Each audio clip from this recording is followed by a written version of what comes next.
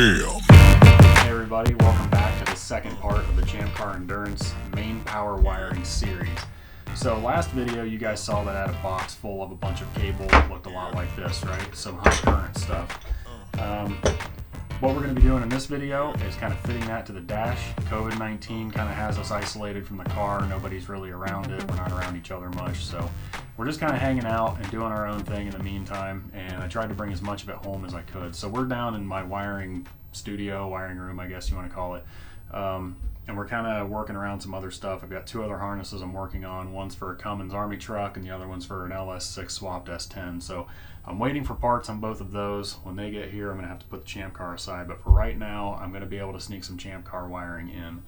So I have the dash here that I took apart in the last video. And I have some other parts. You guys saw this Bussman fuse box that got cut up a little bit to fit the dash, so we'll show you guys where that fits in the dash, and then we'll start talking about how, the stuff that I cleaned up in the dash itself and on the firewall of the car. So with that being said, let's dive into this stuff and kind of try to explain what we're going to reuse and what is new. So let's do it.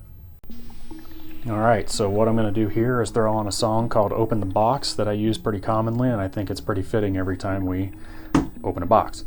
So, last video, you guys saw I had these bulkhead lugs here, and what these do is they isolate from whatever they pass through. So you've got a plastic outer shell here, your firewall or pass-through object, whatever it may be, typically a firewall or a panel of some sort, is clamped between this nut and the plastic, and then you have your current running through here. Now, considering it's a 3/8 lug, pretty decent current capable of running through this. I'm sure this is well over a 200 amp. So the idea is we pass through the firewall with one of these. So you also saw in the last video, I had two cables that were these guys right here. So let's explain this real quick. So in the last video, I don't know if anybody saw it, but I cut off the old ring terminals that were on these wires, which were these guys right here. Now, these worked, and they worked well, but there are quite a few things wrong with them. One, they weren't booted, and two, they weren't capable of being booted because they had two wires coming in at different angles, right? On top of that, they weren't crimped correctly. They were just smashed. Now, some of the copper conductor is exposed right there, and while this worked and would normally have kept working, it just wasn't conducive to a racing environment, so I decided to go a different route. So what I did is I did a calculation to see what size terminal I would need for 4 American wire gauge wires to go into one terminal. So both of these wires are 4 AWG. This is a 2 AWG ring terminal with a 3/8 hole in it. Now the 3/8 hole fits on, well, not the switch, the lug. So that's a nice tight fit. And then I'll show you guys how to do this later on and do a step-by-step. What you do is you crimp the wires just enough that they come past here. I don't know that there's necessarily an actual calculation for how much beyond the ring terminal you should strip. I basically just kept stripping insulation off of these conductors until they didn't seem like they were at an extreme angle right out of this. You don't want them strained, but you also don't want a bunch of them exposed either. So you can tell the insulation stops here, and then beyond that is just the copper conductors. So 2 4s into 1 2, right? And then you scuff up your insulation jacket to give the shrink wrap something to kind of adhere to, because this is adhesive lined shrink wrap. Now, you don't need to scuff up your ring terminal because these are tinned copper, so you don't want to scuff the tin off of them because then they'll corrode.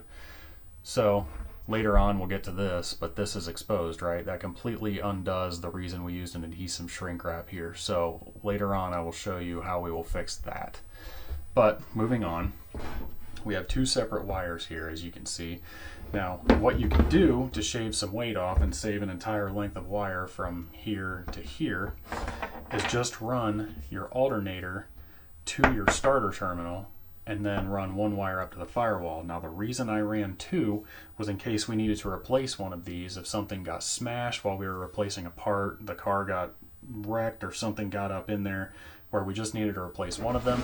All I would have to do, I left extra length in here as well, so in that case, if one of these got damaged but the other didn't, all we would have to do is chop it right here, replace the ring terminal, and one wire, right? So then we don't need to replace the entire thing just because one end got smashed.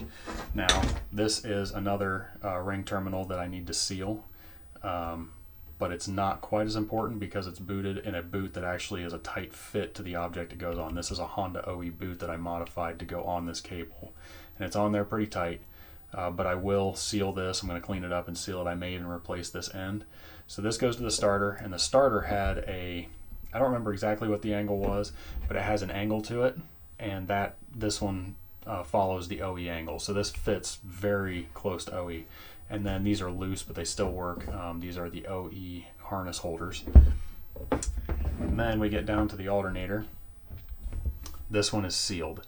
So you can see where the edge of the shrink wrap kind of ends, and then there's a black epoxy in there called RT125. And then another thing I did was I did not use adhesive line shrink wrap on this factory boot, because this one again seals the alternator very tight, just like the starter. This is not adhesive line, so if we need to peel this boot back, because these are challenging to get to on the car, we can do it. So this is not stuck to the wire. It is kind of right now because of the heat that it experienced in the car, but we can actually move this boot. So that's kind of nice. So this, getting back to this lug, this over a little bit, goes on like that, right up against our firewall. I need to put a couple spacers between the lug and this surface right here because the boot doesn't want to sit right. You get the idea of how that mounts.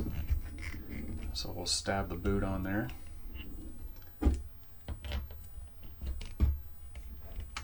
And then put the lug nut on there.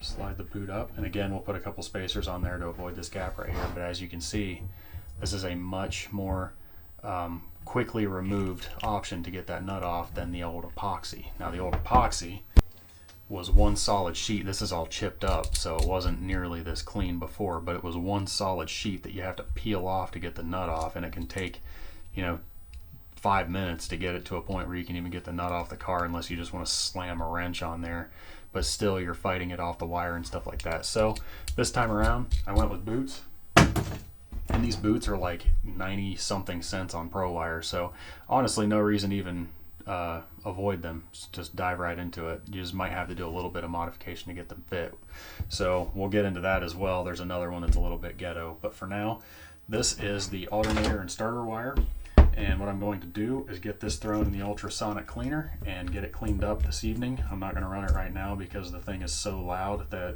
you guys will never be able to hear me. So I'm going to take this apart and then get these wires all cleaned up, and they should look something pretty similar to this when the cleaner's done with them. So now moving on to something else that I could start but haven't been able to fully finish yet is the ground wire. So ground wire is kind of the same situation here. It is just a mil-spec battery terminal here, which is I believe tin copper as well, crimped to a 4 AWG cable. Now granted, our cable is not going to be 6 feet long, so once I get it in the car I'll trim it down, and then I'll put another ring terminal on this end and just mount it to the body, and bam, you have ground from inside the car. Battery relocation kits are my jam. I love doing them, and I do them really well. So what I wanted to show you guys here, considering this is done, and I will show you how to do this, I promise, is these boots. Again, I think these were just about $1 from ProWire. So what you can do, you can use some alcohol on this, and essentially you just put a little bit in it, and alcohol is actually a pretty good lubricant up until it dries. You can just slide this on here. It's a nightmare to get on here without this. So once you get it down to this end, I get it up against my shrink wrap here. It's called W5DL, and it is adhesive lined. Slide that down a little bit, and you've got one pretty awesome battery cover there. Now I still got to make the positive, so I'm going to do that. I'm going to show you guys exactly how I did this, but that will look really nice on top of any battery. and it's a pretty skimpy cable. It's not that big. These are double wall, so I'll show you guys that as well. So they are a lot bigger appearing than they actually are, but they're very well protected from abrasion, heat, vibration, anything else you could really throw at them. So I'm gonna make a positive now and show you guys how I did it. All right, so let's make ourselves a positive battery cable for a race car. Let's go through our supplies first. Main supply here you definitely need is your battery cable. In this situation, I chose a 4 AWG dual wall insulation battery cable. You can get this on ProWire, and I believe it's $1.90 a foot. You need a positive 4 AWG battery terminal. This is important that you have a positive and a negative, because a positive is a bigger taper ID than the negative. So if you put a positive on a negative, it will be loose. If you put a negative on a positive, it will be too tight. So make sure you have a black and a red. You then should have a boot. It's not absolutely necessary, but it's ideal. Make sure you have a boot. This is a 4 AWG boot, and I will show you exactly how tight that is to this cable, because these look loose. They are not. They're very nice. And then we have adhesive line shrink wrap here called W5DL. This will help seal all of this, and then later on, because I'll do this all in one shot, I will show you how to completely seal these wires in. As far as our tools go, I just have a knife. This is the sharpest knife I have, so it's a Gerber, but it will help us cut the insulation off. I have a digital caliper for measurements, so I don't have to think. It does it for me. And then I have a 5,000-pound crimping press here. There are better tools to do this. There's always something better. These tools do a great job. They get it done right, and I have so far had no failures. That last harness I showed you was on the car for, give or take, about 2,500 race miles. It's not gonna go bad. So let's make a positive, just as good, get it done, get it on the car, and then never have to worry about it again. So step one, we need to crimp this cable. So let's get everything else out of our way, maintain a good clean area to work in here. In order to determine how far down we need to crimp this cable, we need to know the depth of this cavity here that the cable goes into. So what I do is turn this on, extend the arm a little bit, and then measure, and we get 28.58 millimeters. So we're gonna go ahead and call that 30.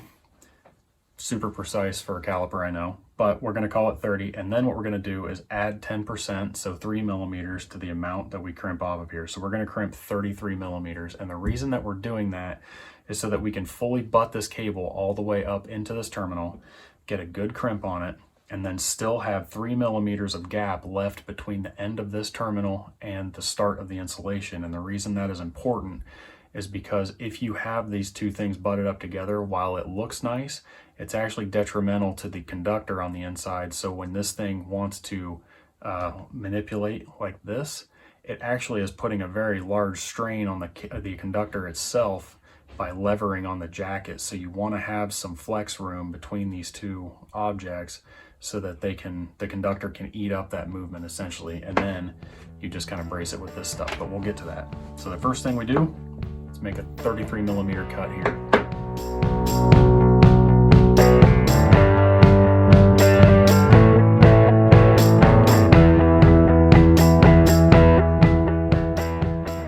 So I've got my 33 millimeter cut done here. And what I did to make that easier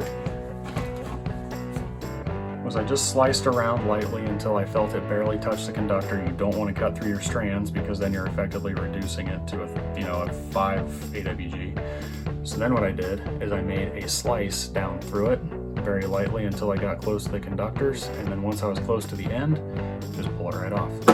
Then the conductors will inevitably want to fray as you're taking it off, so you want to rotate with the conductors. You can see these are kind of spiral core. So I rotated with it to kind of keep them layered up the way they were when they were in their jacket. And then I put a zip tie around it. What that does is makes it easier for this to slip on. So we'll get this started. This is always tough because these are pretty well fitted together, and when these ends are cut, they get a little crazy.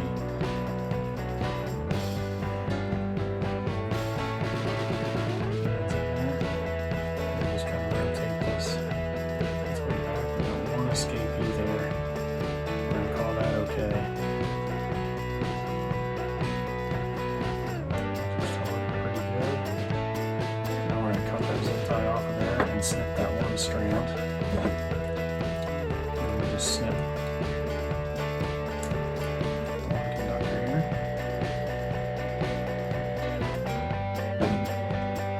Finish sliding this all the way down. Now I did end up with a couple extra millimeters here, and that's okay. We can deal with that because the W5DL will protect everything.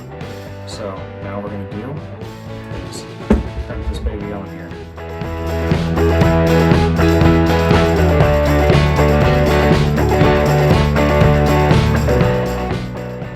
Okay, so our crimp turned out really good. It's right in between the marks, as you can see. It's super tight, really strong. We have a little bit more conductor showing than what I would have liked, but that's not a huge problem. It just adds us a little bit more flexibility. However, it does expose some more of it. So what we need to do now to make sure that this stays safe is seal it. That is where the W5DL comes in. This stuff is extremely good for sealing off things that you have stripped or need protected. So when this shrinks, there is an adhesive liner in there that melts and basically flows out to seal all these gaps off. There's a couple steps to getting this done properly. What I do is I measure from the center of the strip section of conductor to the end of the terminal that I have on the wire. So in this case, I get about 28 millimeters, but considering this has a character right here, I'm going to shave 3 millimeters off and go with 25. Then I multiply it by 2 and I get 50. So I shave this down to 50 millimeters. And now in order to apply this properly, you have to sand this surface with sandpaper and then clean with a pretty high level alcohol. I have 91% here. So next step is to sand this down.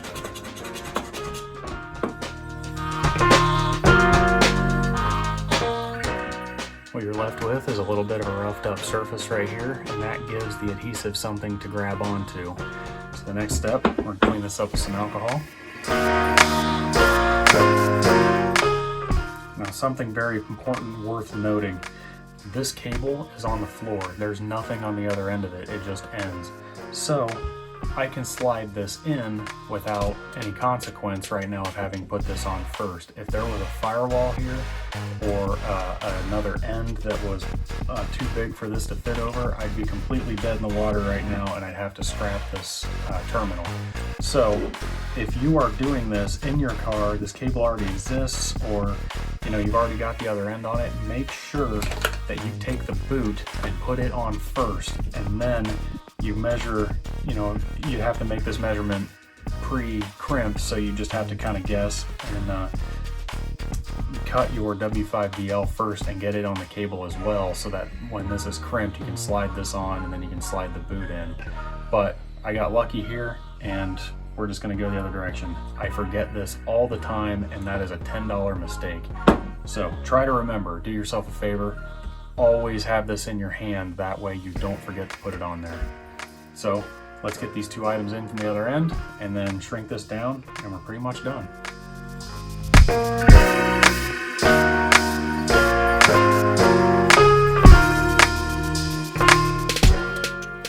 Next step, take the heat gun, shrink this down, and then we'll move the boot in.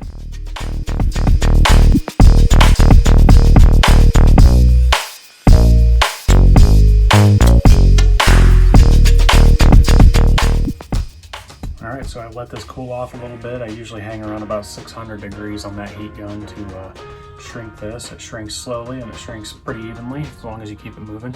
You can see the adhesive came out right here and kind of left the layer behind. You can kind of see that edge right there.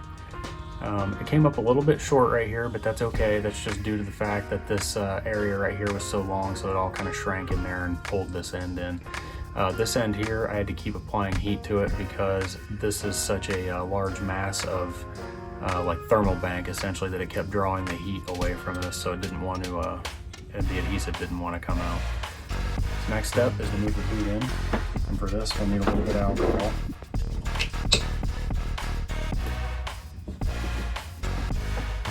And get this cable lubed up and cleaned at the same time. It's kind of double whammy. This stuff is actually a really, really good lubricant. 70% is better because it doesn't evaporate as quickly. Just pull it up onto your cable end here.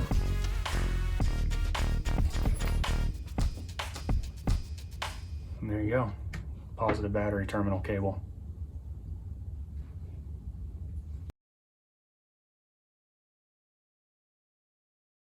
All right, so we're back wiring on the Champ car, and these wires for the alternator and the starter, they were really dirty, so I put them in the ultrasonic cleaner. This is Purple Power cut 50/50 with water.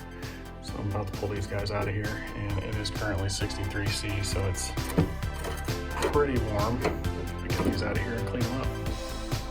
All right, so I just pulled them out of the cleaner and just hit them with a rag to dry them off essentially, and you can see areas like this where the outside got a little torn out by the heat and whatever oil. You know, this is right on the starter, and anybody that has a D or B, H or F series, or really a Honda for that matter, knows the top of the transmission on the older cars is covered in oil, so that probably saw quite a bit of oil and panic brake clean at the race and everything. But yeah, these cables are still nice and flexible and really in good shape. And then this side underneath the starter, or underneath the intake manifold alternator rather, is still nice and clean. So man, it's actually an ultrasonic cleaner for the $40 I paid for it. Does a great